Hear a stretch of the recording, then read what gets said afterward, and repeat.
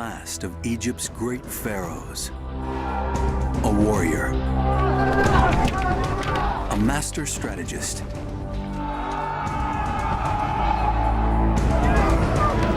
and then, one night, King Ramses III met his match.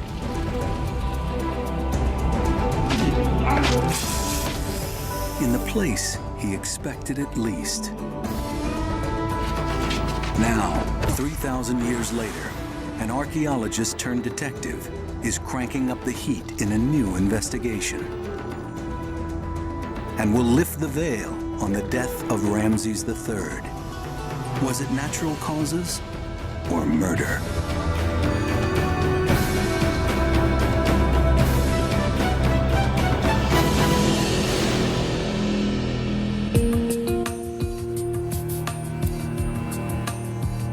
(1153 BC), ancient Egypt.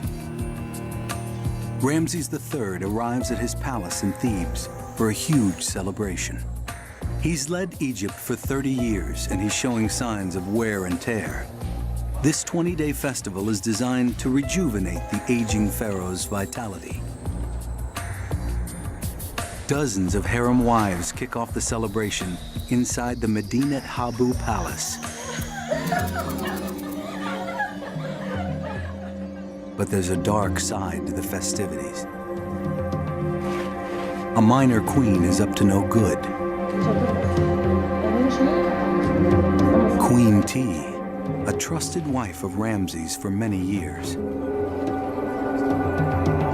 Ancient records point to her as a murder suspect, and she's got a motive.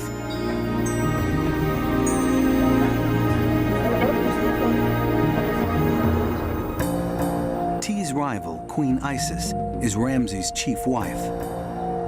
So her son stands ready to inherit the throne.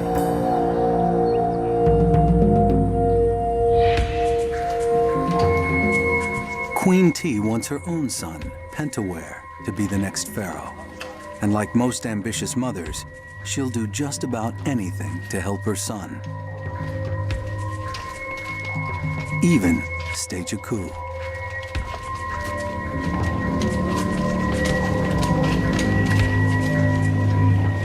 Night falls. Ramses arrives, and the palace comes alive.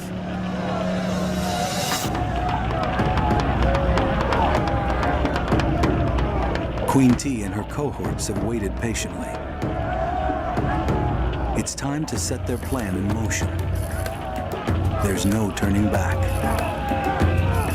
What happens next will change history. Susan Redford, a distinguished Egyptologist, wants to figure out exactly what did happen that night. But it won't be easy. There's no single account and lots of conflicting information. Ramses was a bundle of contradictions. He was a giant in battle who crushed Egypt's invaders. Yet he never suspected that his most dangerous enemies were right at his side.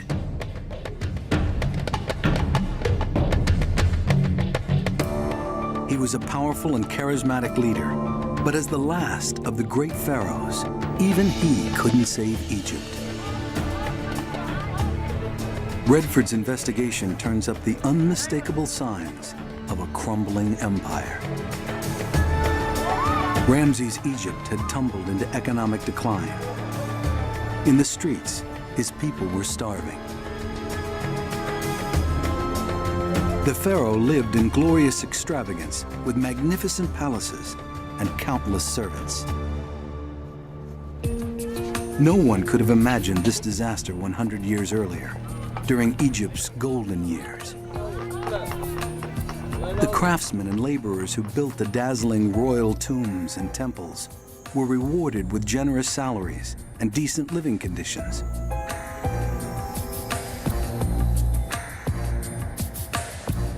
But under Ramses' watch, the kingdom weakens and goes broke. Egypt loses access to key trading routes and essential materials like iron. Without the raw materials, they can't compete. Money dries up, and the government stops paying workers for their services. With no food or supplies, a middle class that once lived comfortably now must get by on scraps.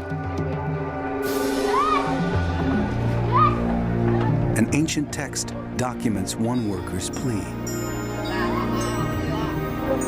We are extremely destitute. Truly, we are already dying.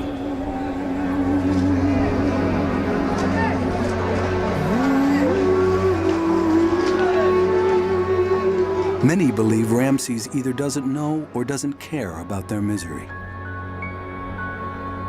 But Queen T does know, and plots to use the growing hostility to her advantage.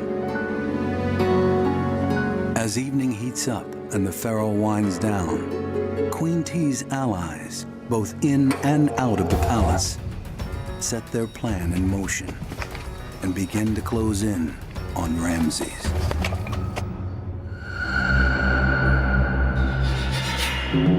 '21st century Egypt, the Cairo Museum. The final stop for Ramses III, Egypt's last great pharaoh. Susan Redford has been investigating Ramses' death for years, but she's never been face to face with the 3,000-year-old king. Now, she finally has the chance for an autopsy of sorts. And she's brought along one of the world's leading mummy experts, Dr. Salima Ikram, to help her read the mummy. It's absolutely astounding to me to actually look into the face of Ramses III. Marvelous. Beautifully preserved. I'm curious as to how his being so tightly wrapped, how we can tell that he was quite an obese man. I expected to see some folds of skin. Even after 3,000 years, Salima can tell that Ramses lived luxuriously. Well, no, I don't really see any folds of skin. He's a little bit jowly. And if you look at his face, his bones look quite broad, and he does look a little bit plumper than the other people that if you look at 18th dynasty royal mummies or 19th dynasty, they're much sparer. Exactly. But maybe possibility of a double chin here. Yeah, it could be that's why it's been pushed kind of out. cracked a little bit. Yeah, he doesn't look what I would call svelte by any stretch of the imagination. But the pharaoh's body does look like Ramses had a few more feasts than the one that fateful night. History tells us he lived well. Figuring out how he died is another story. Susan has established motive in this investigation, a queen's ambition for her son. Now she's looking for opportunity. How to kill a king and not get caught. Ramses wasn't an easy man to ambush. During his rule, Egypt beat back wave after wave of ruthless invaders.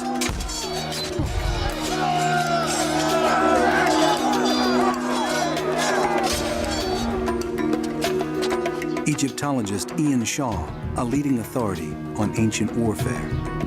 Ramses III had to deal with a much wider range of military threats than any of his predecessors had had to, and in fact, probably more of a range of threats than anyone after him as well. Ramses had to overcome one of the toughest military challenges imaginable, a two-front war. As commander, he divides his army and moves his forces from one defensive front to another. Nobody previously had been under attack from both the west and the east at the same time. This must have stretched resources quite significantly. The Libyans attacked first from the west, but the greatest threat came from the northeast by a group called the Sea Peoples. The Sea Peoples represented a coalition of armies from the Mediterranean and Aegean.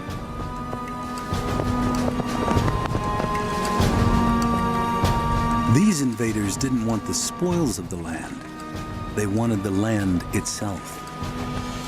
This was actual conflict with people who were desperate to find land. So that there would have been much more of a sense of Egypt being actually under siege itself. You almost get the sense of Egypt fighting for its existence.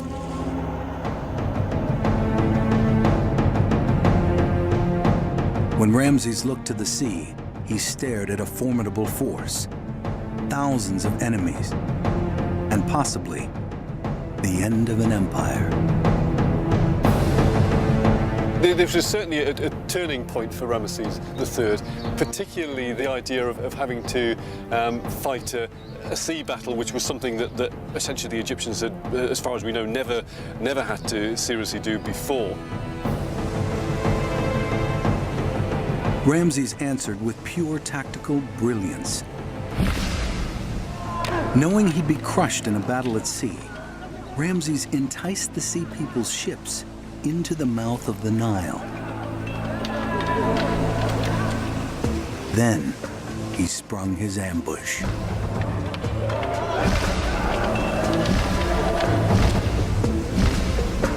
Egyptian archers devastated the enemy with volley after volley of deadly arrows.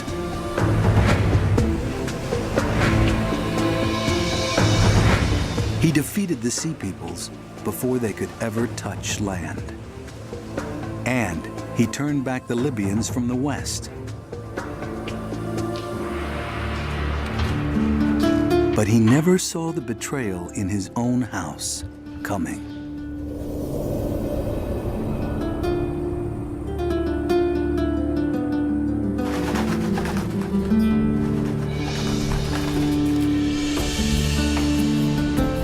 For a closer look, Susan goes to Thebes and the scene of the crime.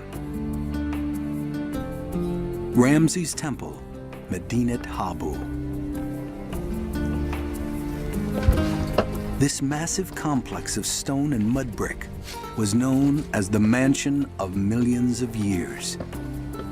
The defensive wall that surrounds the temple is 10 meters, nearly 40 feet thick.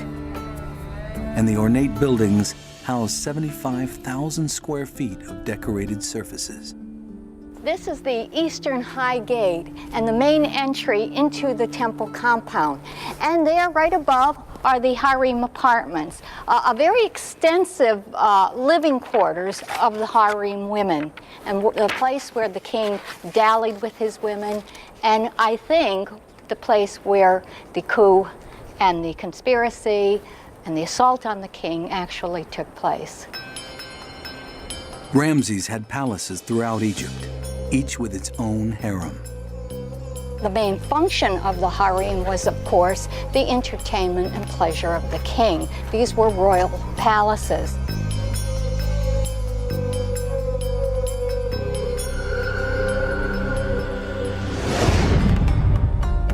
In ancient Egypt, the word harem meant secluded ones, but it could also mean prison. And that's just what it was. The pharaoh's wives and concubines were considered his property. They lived under a 24-hour lockdown and had virtually no contact with the outside world. You really get a sense of how isolated the women are just by the architecture of the complex itself. It's far removed from the king's palace and the temple.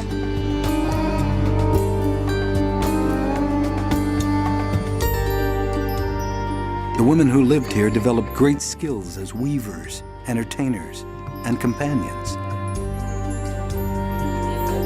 So there was definitely a whole economy that revolved around these harem palaces. They were thriving estates, and they were quite productive in terms of producing linen and garments.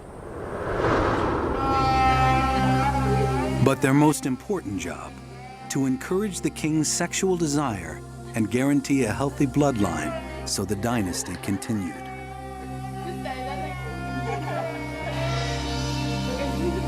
The majority of the harem women had sexual responsibilities to the king. The king was called the Great Bull, the Great Procreator. Many pharaohs had a great number of offspring, many by these women of the harem. Since children often died in infancy, having many offspring increased the odds that a king would have a healthy heir. One famous pharaoh fathered more than 100 children. Having many children helped the line of succession, but created fierce sibling rivalries. The pharaoh's many wives all lived in luxury. They wore the finest linens and jewelry. They bathed in expensive oils and had an endless supply of intoxicating fragrances like myrrh, frankincense, and jasmine. Most importantly, being part of the harem guaranteed burials and tombs that brought safe journeys into the afterlife. Some wives were handpicked for their beauty. Others were foreign princesses given as gifts. All lost their freedom. And nearly all accepted their fate. But Redford thinks the Medinet Habu harem was different. She believes there's enough evidence to prove the harem actually murdered Ramses.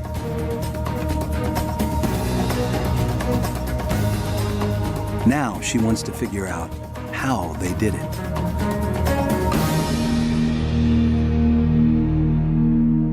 For centuries, Ramses' mummy was lost to the world. Then, in 1881, archaeologist Emile Bruch discovered Ramses' body in a secret cache of 40 royal mummies.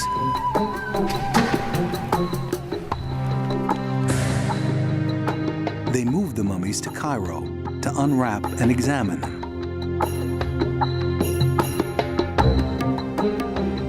The team estimated that Ramses III lived to 65, but reached no conclusion on what killed him.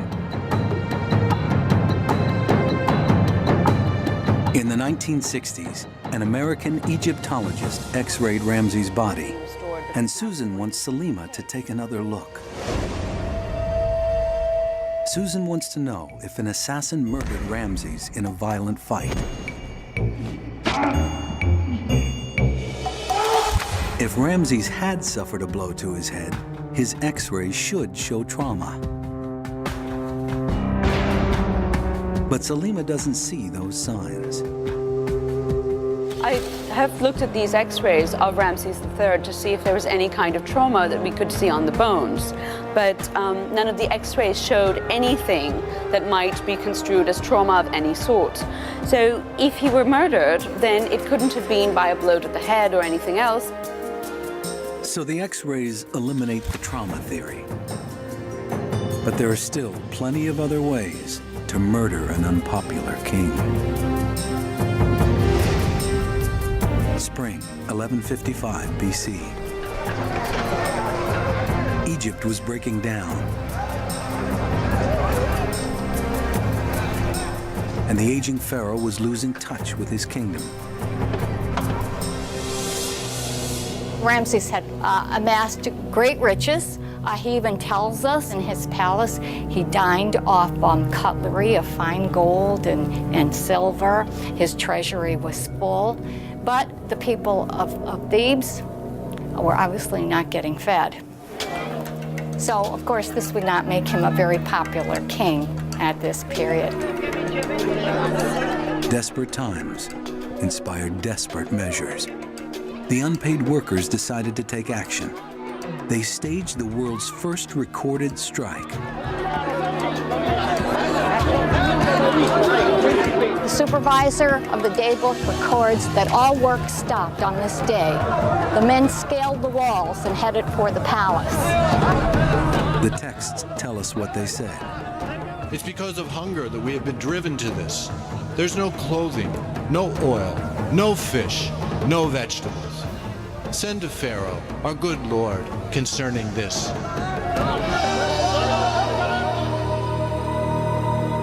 Some of the pharaoh's wives have close family ties to the villagers, and word of the strike reaches the harem in Medinat Habu. The growing hostility provides the opportunity Queen T's been waiting for. Egypt's economic collapse creates the perfect environment for igniting rebellion. Queen T discreetly recruits conspirators among the other women of the harem. Together, they devise a way to communicate with the outside world.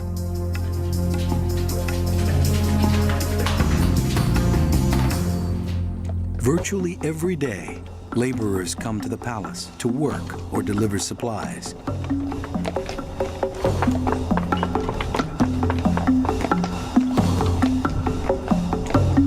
The harem develops allies among the workers to send messages in and out of the palace.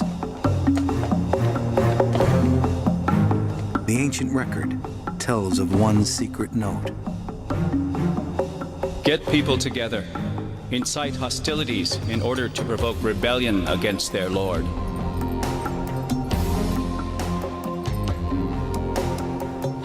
The women recruit professional soldiers, including a commander whose sister is part of the harem, to lead the rebellion outside the palace gates. If all goes according to plan, the soldiers will take over the palace after the pharaoh is murdered and make sure Queen T's son assumes the throne.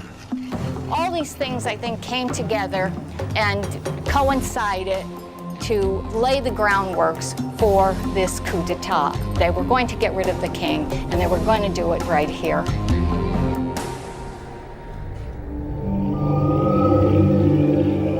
As the moon rises high in the sky, the celebration is in full swing.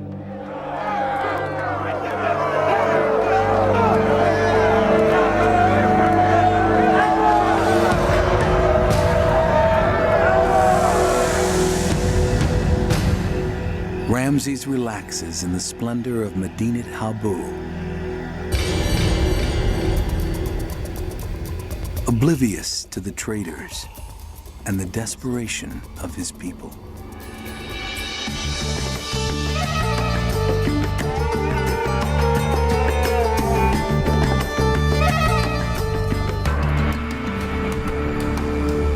His enemies have him surrounded. Now, they wait for Queen T's sign.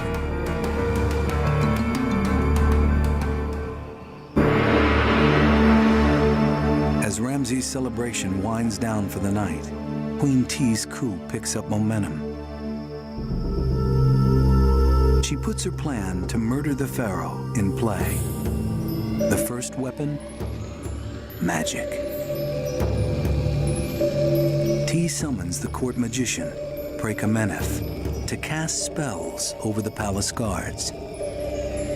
The Egyptians very much believed in the power of magic, and they really felt they couldn't go forward without some magical incantations to confuse people. Egyptians believe the gods protect the pharaoh, so an assassination requires magic. They think sorcerers have the power to reverse decapitations and bring inanimate objects to life.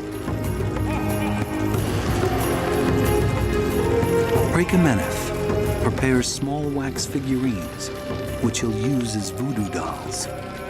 The magician and the conspirators believe these dolls will immobilize the palace guards. Now, all the pieces are in place. Prekamenov casts his spells as the recruited soldiers organize their men in the shadows of the palace walls.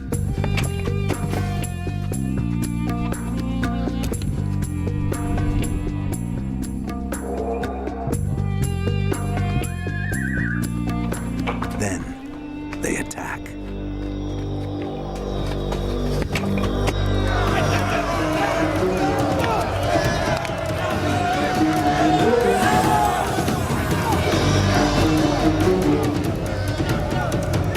But Prekamenov's magic fails to disable the guards. Instead, the sentries turn back the insurgents and capture most of them.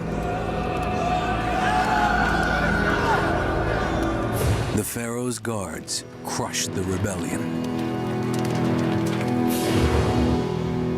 Inside the palace, the harem's murder plot moves forward, unaware of the failed attack outside the palace walls. But the big question remains, what weapon did the wives use against Ramses? Poisons would have been a likely option. They were often used as medicines and would have been in the palace. The Egyptian pharmacopoeia is chock full of resins and poisons that the Egyptians used quite liberally. They were quite aware of the dosage it would take to put someone in a coma, say.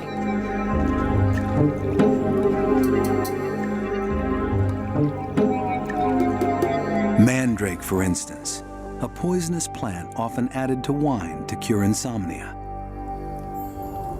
Too much mandrake, however, brings about a permanent sleep, and eating the fruit from a mandrake plant kills in less than an hour. Poppies, which produce morphine, were just as common, just as medicinal, and just as deadly. An overdose causes paralysis, coma, and ultimately, death. Egypt also had a ready supply of the castor oil plant. Every Egyptian knew of its healing effects. They also knew that the castor oil plant contained deadly ricin. Just a few seeds, then as now, can trigger fatal respiratory failure. And rounding out the menu of deadly options was nightshade. It still grows wild in Egypt, producing toxic berries that can impair the human nervous system.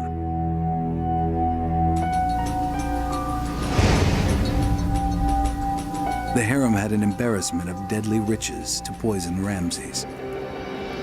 And Queen T had important allies among the king's personal attendants, people who had access to his food and drink.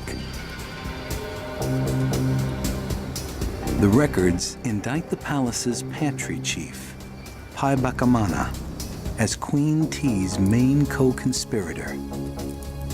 Ramses probably doesn't even know the pantry chief's name, but Pai Bakamana controls everything the pharaoh eats and drinks. Pai Bakamana, alone in the kitchen, could discreetly pour a deadly dose of mandrake or nightshade into a goblet of wine.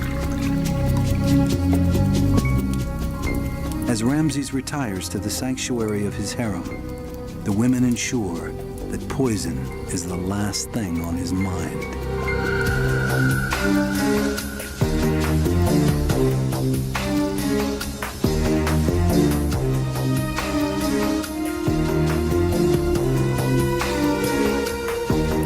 Eventually, one of the wives innocently hands the wine to Ramses.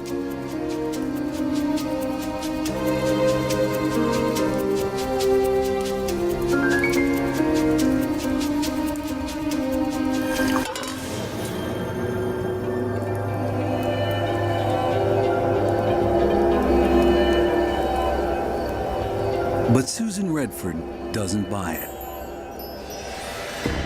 She thinks the poison theory is flawed. For one, many of the poisons have a bitter taste, so Ramses might have rejected his first sip. Second, the records indicate Ramses died slowly. Most poisons kill quickly. He survived, we know he survived at least 2 weeks, possibly 2.5 weeks. So if the wives didn't use poison, they must have resorted to something else. Maybe they chose something that was just as deadly, but killed more slowly.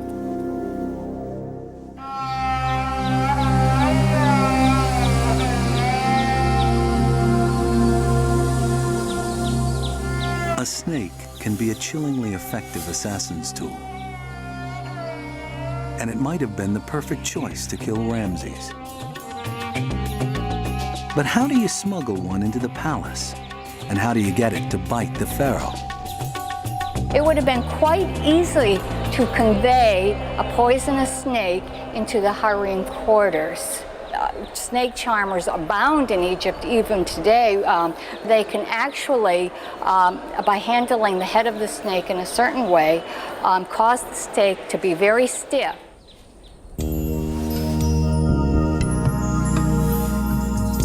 Hitting the right pressure point can turn a writhing snake into a straight arrow.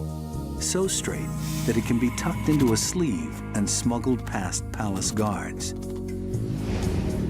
Dr. Zoltan Takac, a research scientist at the University of Chicago, has his own view about which type of snake would have been best for the assassins. If in fact this whole killing happened by a snake or snake venom, then I would tend to believe that the culprit was carpet viper. It's easy to find a carpet viper in the desert. Even today, this species kills more people than any other snake in Africa. At barely 2 feet long, it's a ready-made murder weapon. It's a tiny little snake, but it's very, very aggressive, and the venom is very, very toxic. A couple drops can kill you. Actually, from the carpet viper, it has been estimated that all you need is about 3 milligrams of venom. Viper venom wreaks havoc on the body. It ruptures the blood vessels, makes blood leak into the tissues.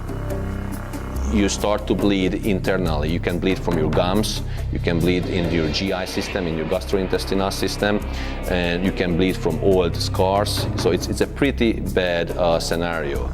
And in more severe cases, you can have bleeding in your kidney or even in your brain.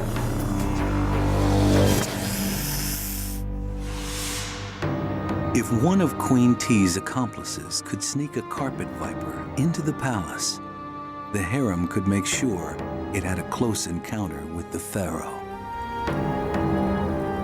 With so many wives, it's hard to keep track of everyone. It just takes one to slip treachery under the covers.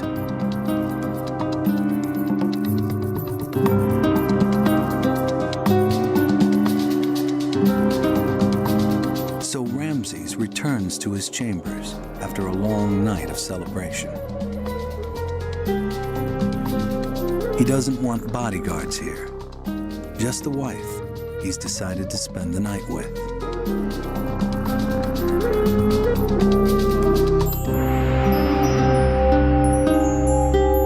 The only thing on his mind is pleasure.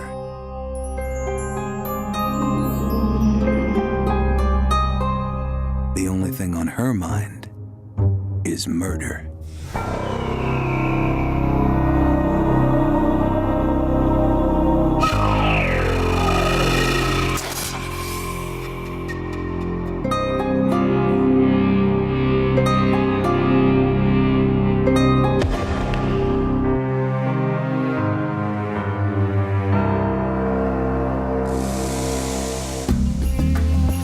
The snakebite will not kill you instantly.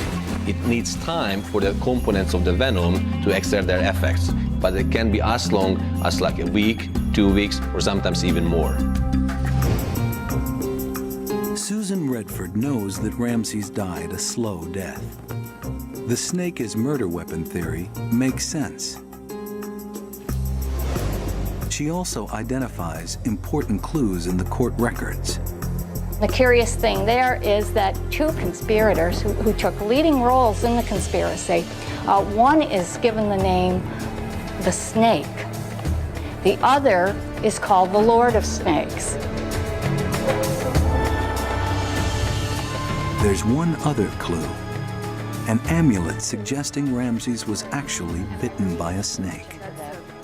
There is this very small amulet which was found that actually says that Ramses' arms are coated by the sun god Re against the bite from a venomous snake.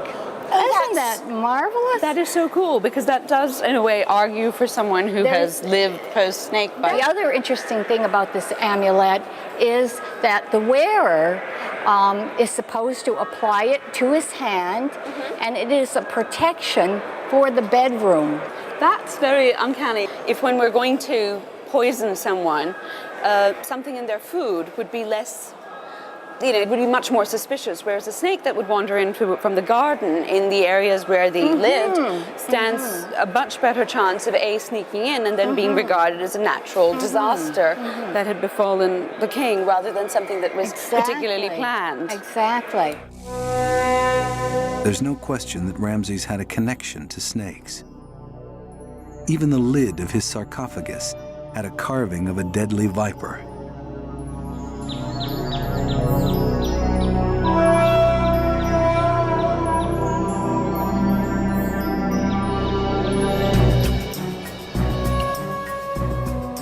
The case for assassination by snake seems very strong. Still, the 3,000-year-old records don't yield all the answers. There's no mention, for instance, of what happened to Ramses in the hours after the assassination attempt. The record, however, tells us exactly what happened to the conspirators.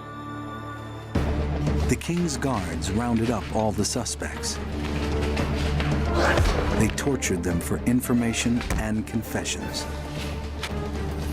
And one by one, the members of the harem conspiracy broke. A crime against the pharaoh was a crime against God. 33 insurgents, including Prince Pentawere, Queen T's son, the court magician, the pantry chief, the commander, and the 2 snake charmers face the charge of high treason, an offense punishable by death. The harem women don't escape scrutiny either.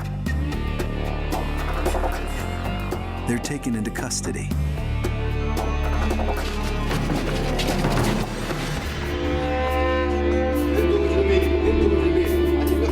At the trial, an official scribe records the entire proceedings on a papyrus.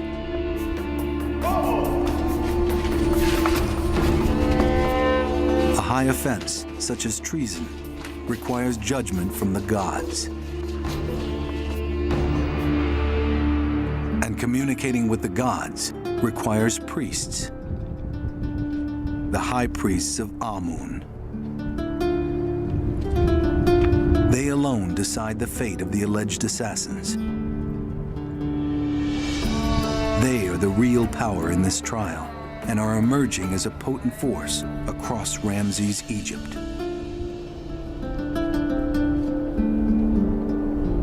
The priests go through a 10-day ritual cleansing before the hearing. They were shaved completely, no hair, dressed in fine linen garments, and even we're told they were given little pellets of natron to cleanse their breath as well. And they may have taken a little something extra, hallucinogens, to help them speak to the gods.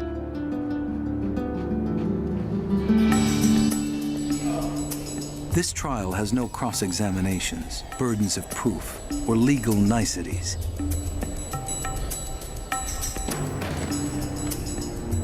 Here, the ornate gold idol plays judge, jury, and appeals court. To address the oracle, the bark was brought in. A procession around the court would have taken place. At one point, the bark would stop, and the question would be presented to the god, and it would be in the form simply of a yes or no answer. Should this person be given the death penalty? Is he guilty? A trembling oracle means the gods are ready to speak. If it moves forward, the gods say yes. Backwards means no. suppose you can liken it to a Ouija board, where certain people who like to address the Ouija board swear up and down that they're making no movement of the piece as it moves and answers their question. Just like a Ouija board, the players control the outcome. And these players weren't feeling generous. The verdicts: Queen T's son, Prince Penaware, sentenced to death for inciting rebellion. As royalty, he escapes the public humiliation of execution. He quietly commits suicide by taking poison.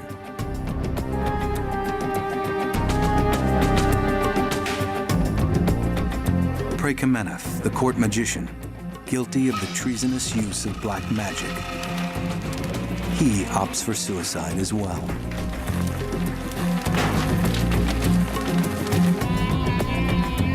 Paibakamana, the pantry chief, guilty of colluding with Queen T in the harem.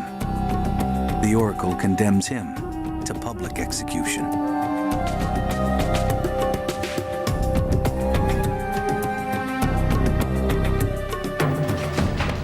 In all, 33 conspirators die.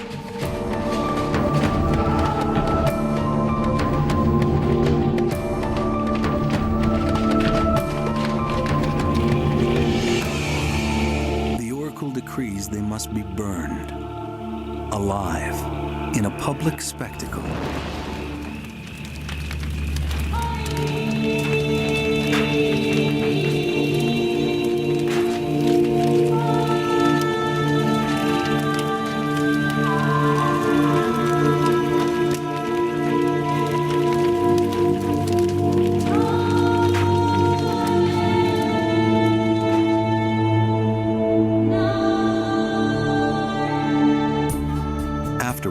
Officials scatter their ashes over heavily traveled dirt roads, destroying any hope of an afterlife. It's the ultimate degradation for an Egyptian.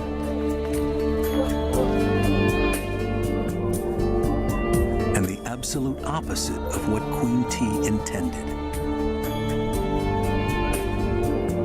But that's not the end of the story. The desperate women must now try to save themselves, and time is running out.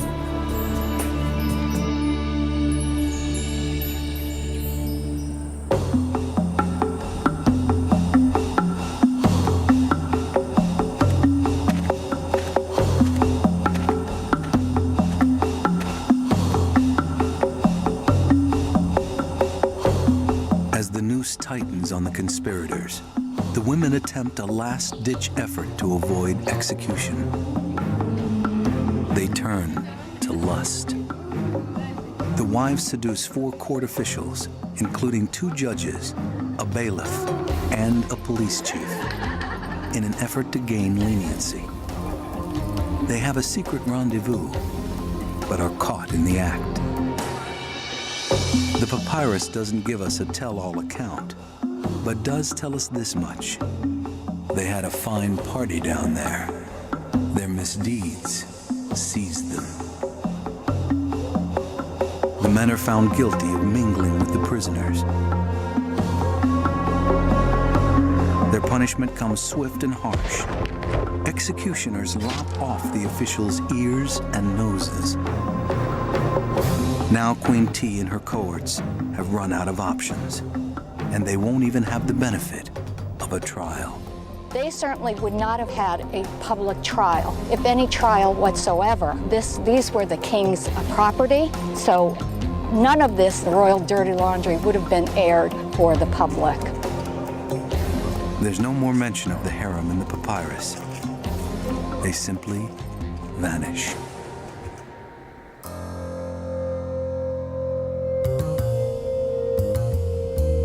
It's a long shot, but Susan Redford thinks an unidentified tomb might explain the fate of Queen T and her accomplices. The Valley of the Queens is a vast burial ground for Ramses' family and other royal wives and children. My point of view, it's a nice sarcophagus. The royals commissioned their own tombs. Size, location, and decor all reflected status. Down there, yeah. Oh, it's marvelous. Right. There's a cartouche. Yes. Queen Isis's tomb has all the trappings of power. Was it difficult to get? The vulture feathers on her headdress signify her importance and standing as chief wife. Sit. But not all tombs are created equal. What I think we have is the tomb of Queen Isis and her offspring up through this main thoroughfare. And off on this peripheral valley, we have possibly Queen T and her offspring. This unfinished chamber sits off to the side, and that's why Susan thinks it might belong to Queen T. Very curiously. I'm impressed by how close it is to the three princes' tombs. It is right next to a queen of Ramses II as well. It seems to have been fully excavated, and the decoration was begun. It has been investigated to a certain extent because it's been documented that it does belong to a queen, but that's as far as they know. We know what Be interesting in its one's own going way. to find. Yeah. This tomb may be empty because its owner died before her time, Oh, look. Another. violently, Oh, I'm glad in disgrace. in here. Yeah, that's nice.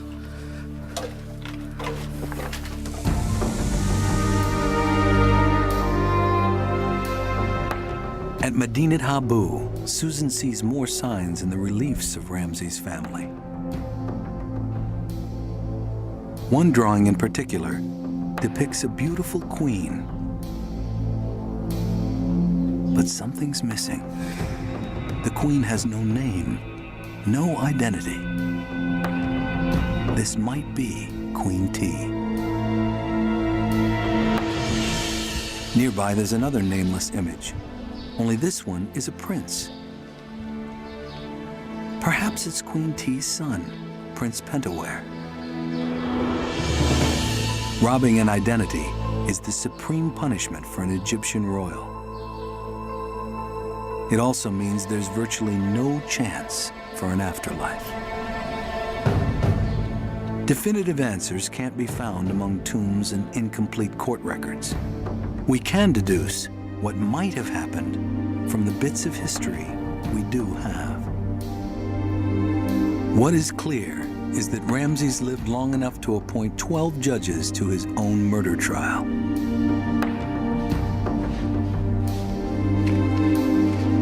But he didn't live to see the verdicts. He died about 2 weeks after the harem's assassination attempt. Killing Ramses was the only part of Queen T's plot that succeeded. Everything else was a disaster. The rebellion failed, and all of Queen T's allies paid with their lives. Queen Isis's son, Ramses IV, succeeded his father as originally planned. His 6-year reign was undistinguished, except for one thing.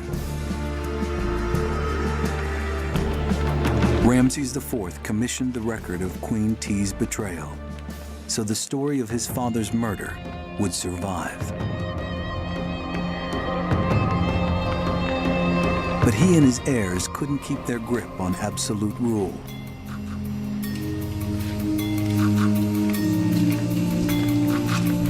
A new power was on the rise. The Amun priests seized the influence the pharaohs lost. They emerged as Egypt's ruling class just 100 years after Ramses' death. The age of pharaohs and their harems was over. And Egypt's 1,500-year reign as the world's great superpower came to an end.